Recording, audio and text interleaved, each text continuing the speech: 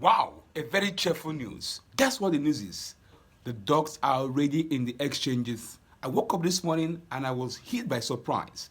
Going to my Bybit this morning, I saw my dogs already there. Now, if you want to check if your own is there, I will encourage you follow me carefully.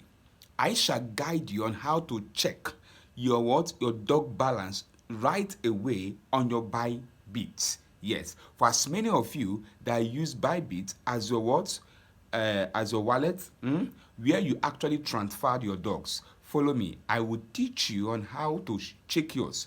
Please make sure that you follow me carefully and check yours. Remember, it is left to you to sell your own or to keep your own. Waiting for the bull day. For those that want to sell, you are free. It's your risk to take. But meanwhile, follow me gradually as we check our dogs in the Bybit. Remember, I shall make another video on how to check yours on other exchanges for those that use them.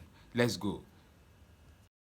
All right, if you go to your Telegram, this is what you see when you open up dogs. Yes, all you will see is what? Wolf. Simply meaning that something has happened. Now, I went over to my Bybit to check if the balance is there. All right, the first thing you have to do is to click on assets. Yes, click on assets.